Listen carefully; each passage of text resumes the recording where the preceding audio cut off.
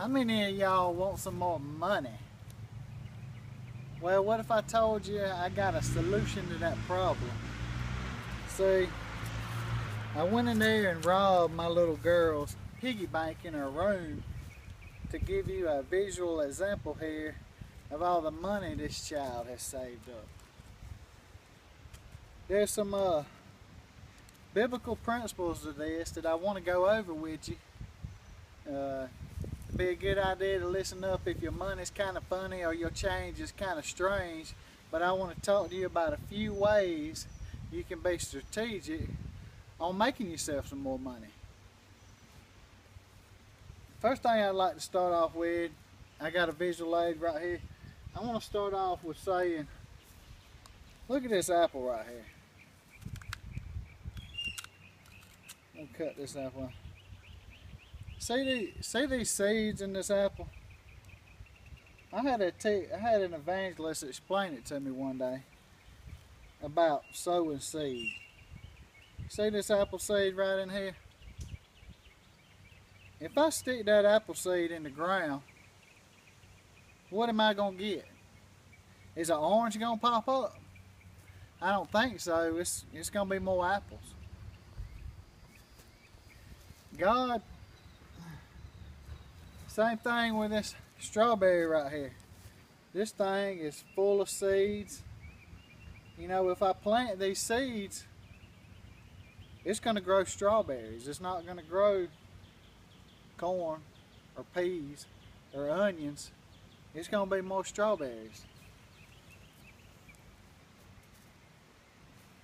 In order to have more money, you need to be sowing seed, and money is seed in circumstances. It don't make worldly sense to do that now. To make more money, you need to give more money, but in the Bible, you know, that's what God says do. We're constantly reaping and we're constantly sowing. You know, if we sow apple seeds, we're going to get apples. If we sow strawberries, we're going to get strawberries. If we sow oranges, we're going to get oranges. You have to be led by the Spirit in order to be a strategic giver like this. Say if I took this apple seed and I planted it in, say if I planted it in some old crummy ground, some old sandy soil that don't hold any water. You know, is that going to seed? Is that going to sprout? Am I ever going to reap a harvest of that? Probably not. Another aspect of this whole thing is you're going to want to sow in good ground. Well, how do you do that? In order to sow in good ground, you have to be led by the Spirit. You have to, you know, ask God, tell God you want to be intentional and that you want to be a giver, and to show you the ground to sow in. There's examples in the Bible where he talks about we ought to be giving to the poor, we ought to be giving to the needy, and that is great ground to sow into. You can't go wrong. When you give to a homeless person or somebody in need, you can't go wrong. God's going to bless that.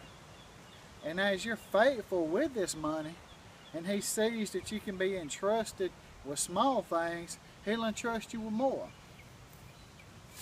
And I know to some it sounds backwards, according to the world.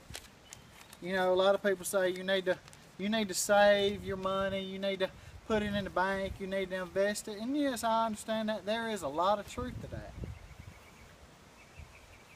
But my daddy, I don't know if y'all are familiar with a buckeye tree, but a buckeye tree produces these little nuts, and I can't find mine right now, and they're supposed to be for good luck, but I've had one for probably 30 years.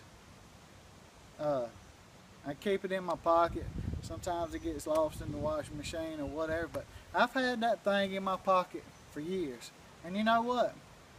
A buckeye tree ain't never grew from that. It's always been right there in my pocket. It's never produced anything. So when we leave our money shoved down in our pockets and hold it tight to us, you're not gonna make any more.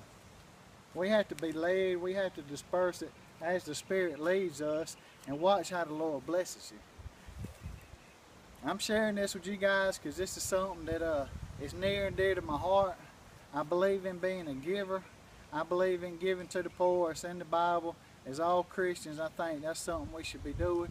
And the Lord's not going to leave us hanging. We live in an economic world. We need to pray for economic wisdom. And it's all right there in God's Word. Just reach out and He'll show you what you need to do. I thank y'all for y'all time. I love y'all. Y'all have a good rest of y'all's day.